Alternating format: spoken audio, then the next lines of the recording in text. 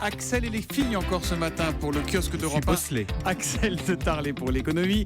Entouré donc d'Ève Roger pour la presse internationale, de Marion Calais pour les régions et d'Eva Rock devant la télé. Bonjour à tous. Bonjour Thomas.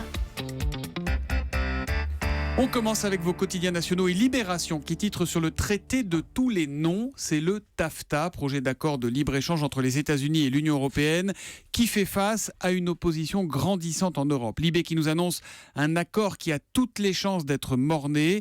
En une, les Échos ne parlent pas encore d'échec, mais de malaise. Haro sur le héros H-E-R-A-U-T. 20 minutes offre sa une à Antoine Deltour, l'homme qui a fait éclater le scandale LuxLeaks, le lanceur d'alerte qui sera jugé à partir d'aujourd'hui. 30 ans après, ce qu'a changé Tchernobyl, c'est la une de Direct Matin et ce sera le sujet à 6h45 d'Europe 1 vous répond. Le Figaro regarde vers demain et s'interroge quel avenir pour le nucléaire. Le Figaro qui voit également pointer la menace d'un printemps noir à la SNCF. On en parlait à l'instant avec cette grève à fond de train, comme l'écrit l'Humanité. Ce qui est sûr, c'est que les cheminots semblent bien décidés à en découdre, comme le dit aujourd'hui en France, qui nous apprend que le mouvement du jour pourrait n'être qu'un tour de chauffe en attendant une nouvelle grève reconductible mi-mai, à quelques jours du début de l'Euro de football. Aujourd'hui, qui quelques pages plus tard, pose une autre question. Paris-Las Vegas, est-ce bien raisonnable? Où l'on apprend que Zlatan Ibrahimovic et quelques-uns de ses coéquipiers du PSG, Verratti, Sirigu, Pastore, se sont offerts une escapade de 3 jours à Las Vegas pour se changer les idées après la victoire en Coupe de la Ligue samedi dernier. Le quotidien qui s'interroge, very bad trip ou bouffée d'oxygène entre copains? Bon, alors la photo de Verratti, torse nu et en slip, semble-t-il entouré de jeunes filles très légèrement vêtues, ressemble quand même à un début de réponse. Il paraît que tout le monde sera de retour comme prévu demain à l'entraînement. Pour le reste, on va appliquer l'adage. Ce qui se passe à Vegas reste à Vegas. Absolument. Marion Calais. Cela ne nous regarde pas. Absolument. 3-1 en région avec vous à présent. Un revirement historique dans Sud-Ouest, celui du président du comité interprofessionnel du vin de Bordeaux qui a évoqué hier la sortie des pesticides. Ce serait vraiment une révolution vu qu'en moyenne, et le chiffre est à la une de Sud-Ouest ce matin, un vigneron utilise 16 traitements phytosanitaires par an. À la prison de Tours, l'insécurité derrière les murs, ça c'est dans la Nouvelle République. 10 agents pénitentiaires agressés en 4 mois. Les surveillants n'excluent pas une action de protestation. Et puis vous en parliez Thomas hier matin à 8h30, cette secousse qui a touché les Pyrénées-Atlantiques. Et bien voilà, on a une explication ce matin. C'est dans la République des Pyrénées qui assure que le séisme a été provoqué par l'exploitation du gisement de gaz de Lac. C'est l'activité humaine qui a provoqué le séisme? Visiblement oui, d'après la République des Pyrénées. Ça fait réfléchir. L'histoire du jour, c'est la synagogue qui deviendrait mosquée à Marseille. Ça fait la une de la Provence. C'est une des 59 synagogues de la ville. La synagogue Hors Torah dans le quartier Saint-Charles qui pourrait donc être consacrée au service d'une autre religion. À Marseille, les représentants religieux parlent d'un transfert de la population juive, d'une désaffection du site, alors qu'à quelques centaines de mètres de là, une minuscule mosquée est victime de son affluence, notamment le vendredi, jour de prière. Les fidèles sont parfois tellement nombreux qu'ils se retrouvent sur le trottoir. Les intérêts convergent, donc un compromis de vente a été signé. Montant de la transaction assure la Provence 400 000 €. Le déménagement pourrait se dérouler le mois prochain. Une grande première qui fait l'unanimité dans les deux communautés. Je citerai notamment Chérif Lounès, le responsable du centre musulman de Vitrolles.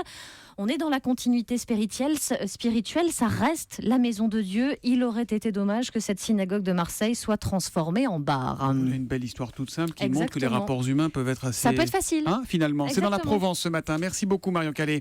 Ève Roger, vous nous emmenez vous ce matin dans les pays où il fait bon vivre. En vous désignant surtout ce qu'il faut éviter à cause des catastrophes naturelles, ces pays du globe où vous pouvez risquer un tremblement de terre, une inondation, un ouragan ou les trois à la fois. Et c'est le Guardian qui publie cette carte du monde des pays à risque. Une carte très bien faite, assez étonnante je dois dire, car le lieu à fuir absolument est pourtant un paradis sur terre, l'archipel du Vanuatu dans l'océan Pacifique. Pourquoi ne pas aller au Vanuatu?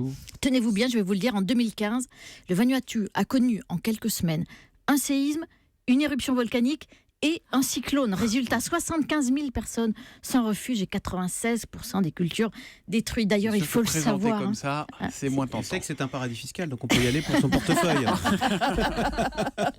Alors, je ne sais pas, mais en tout cas, sur les 15 lieux les plus à risque au monde, la moitié sont des îles, donc mieux vaut les oublier. À 2 exceptions près, la Barbade et les Seychelles. Ah. Et si vous voulez un pays 100% sûr qui n'a jamais été touché par les 11 000 catastrophes naturelles recensées depuis le début du XXe siècle, eh bien, il faut s'installer au Qatar, Qu'est-ce que l'endroit c'est le que plus ça éloigné des zones à risque Oh que là sont là. l'Océanie, l'Asie du Sud-Est et l'Amérique centrale. Enfin, puisque vous allez me le demander, je vous devance. En Europe, eh bien, le pays le plus à risque, c'est l'Albanie. Pas très bon non plus pour les Pays-Bas, qui ont le même niveau de risque que le Bangladesh, mais des moyens de lutter un peu plus différents. Bon, donc on va pas au Vanuatu, on va pas en Albanie, on va pas aux Pays-Bas, on va au Qatar. La journée commence pas très très bien quand même. Hein. On peut aller en Corse peut-être aussi, non? Oui, Ouais, c'est bien, joli, c'est une la île, Corse. c'est beau. Puis C'est les îles une île, grecques aussi, c'est une bien. île. Voilà. Bon, Axel de Tarlet, vous nous emmenez chez le dentiste, vous, ce matin. Voilà, avec la charge accablante de la Cour des comptes contre les chirurgiens, c'est-à-dire les chirurgiens dentistes, c'est-à-dire dans le Figaro. Donc on va donc parler des prothèses dentaires. C'est un sujet qui fait mal aux dents et au portefeuille. Parce que la sécurité sociale sur une prothèse dentaire qui coûte plusieurs centaines d'euros Une ne prothèse dentaire rembourse qui que... fait mal aux dents, c'est une prothèse dentaire qui n'est pas bien faite. Hein. Changez de Oui, mais c'était dentiste. pour faire une petite blague qui fait mal aux dents et au portefeuille. Ah oui, d'accord. Voilà. Je signale quand je fais des blagues parce que personne ne rigole. tout. Je fais blague à libéraux. Donc, la sécurité sociale ne rembourse que 75 €. Alors, vous voyez, la Cour des comptes parle de faillite des politiques publiques face aux dentistes, parce que les dentistes, eux, facturent des centaines d'euros. Et voilà, donc, quand on dit que la santé est gratuite, c'est pas vrai chez le dentiste. La Sécu ne rembourse, en moyenne, si vous allez chez le dentiste, la Sécu ne rembourse que 33%. Alors, il y a ceux qui ont une mutuelle, mais il y en a beaucoup qui n'ont pas de mutuelle ou qui ont des mutuelles qui remboursent peu le dentiste. Ce qui fait qu'il y a un reste à charge chez le dentiste en moyenne de 2,5 milliards d'euros. J'ai divisé par les 66 millions d'habitants que nous sommes. Oui. Il y a un reste à charge moyen chaque année chez le dentiste de 40 € par Français, bébé inclus.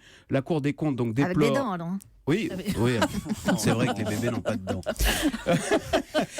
En tous les cas, du coup, il y a beaucoup de renoncements. C'est-à-dire les gens ne vont pas chez le dentiste parce que ça coûte trop cher à cause de ce reste à charge. Du coup, la On Cour dit des souvent comptes... que c'est un excellent révélateur de l'état d'une société, les dents, le sourire. Parce qu'on Voilà, n'a plus de moyens de soigner les dents. bien, écoutez, la Cour des comptes déplore l'état de santé bucco-dentaire des Français. Elle est qualifiée de médiocre. Et vous savez, c'est exactement ce que disent les médecins. Ils disaient, quand on voulait leur imposer leur tiers payant à cause du renoncement, ils disaient, mais non, c'est pas le coût de la médecine, c'est pas pour la médecine générale, c'est pour les dentistes. S'il y a du renoncement, c'est souvent pour aller chez le dentiste. La charge accablante de la Cour des comptes contre les chirurgiens dentistes, c'est à lire dans le Figaro économique. Tenez, ouvrez la bouche, Axel. Moi, je vous le fais gratuit. Tiens, là, ici, là. Vous voyez que ça fait mal aux dents. Très bien. Allez, tenez, prenez un Et petit- au portefeuille. Et au portefeuille. Voilà, ça vous apprendra à faire des Qu'est-ce blagues. que c'est drôle. Ce soir, on va peut-être rigoler sur France 2 à Oui. 20h55 grâce à l'invité. Oui, Maroc. c'est du théâtre à la télé, c'est bien. Une comédie de boulevard, c'est bien aussi. Et en direct, c'est encore mieux.